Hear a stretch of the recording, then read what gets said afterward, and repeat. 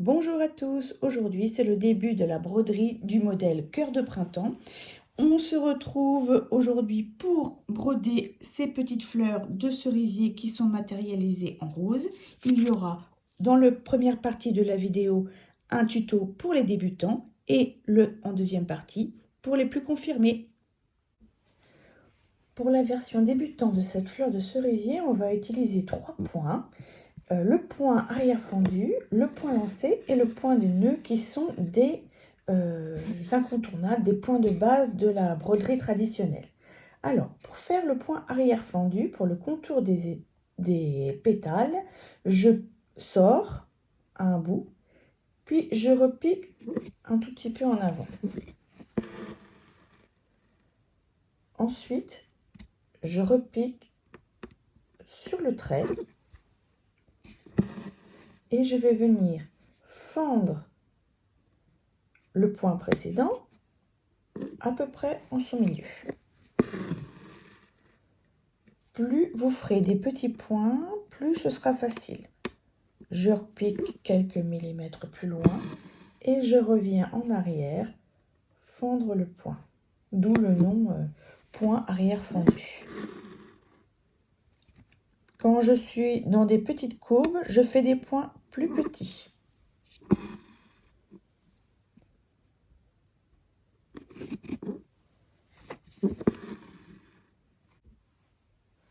Arrivé au bout d'un pétale, je commence l'autre en piquant en arrière et en venant repiquer à la pointe du premier pétale. Et je vais ainsi faire tout le tour des pétales avec ce premier fil. Quand j'arrive à la fin de ma coudée de fil, je fais un dernier point et je rentre en fendant le point précédent, puis je vais retourner mon tissu, hop, et ici, hop, je vais rentrer sur quelques points, je vais surjeter. C'est plus pratique que faire un nœud. Voilà, je repasse sur quelques points comme ça. Et ensuite, je n'ai plus qu'à couper. Pour le pistil de ces fleurs, on va maintenant faire ici sur les pointes, sur les petits points là, du point de nœud. Alors, j'ai matérialisé ces points ici avec un crayon Bic parce que moi, j'avais pas tout décalqué. Je sors avec 2 brins de moulinet, puis je vais venir faire 3 fois le tour de mon aiguille placée à l'horizontale et revenir piquer au même endroit que l'entrée. Je tiens mon fil avec le pouce et l'index de façon assez tendue, mais pas trop, sinon vous allez avoir du mal à rentrer dans le tissu. Puis je fais glisser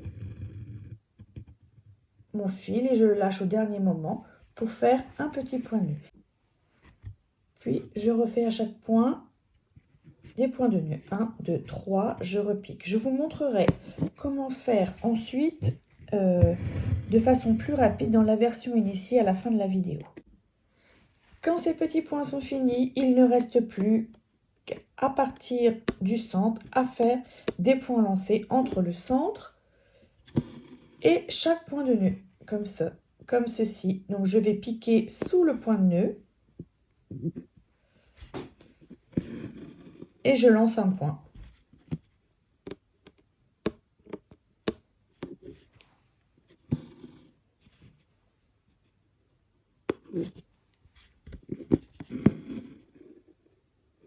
Voilà le résultat de la version débutant. On se retrouve maintenant pour la version initiée.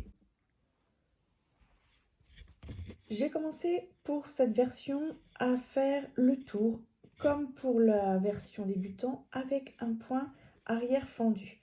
Et on va commencer par remplir chaque pétale avec des points lancés vers le centre. Hop, je commence par le milieu d'un pétale et je vais passer derrière le point arrière fondu, comme ça. Et je vais faire un point long et un point un peu plus court.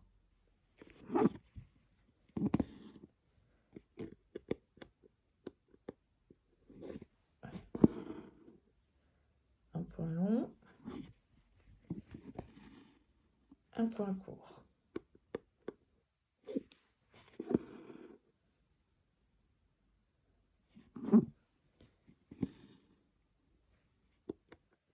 Je suis bien le trait.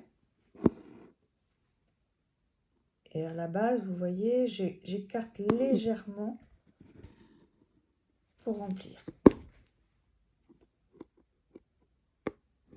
Je descends un petit peu le long. Voilà. Et quand j'ai fini un côté, je fais l'autre côté de la même façon. Un point long et ici un point court. J'alterne.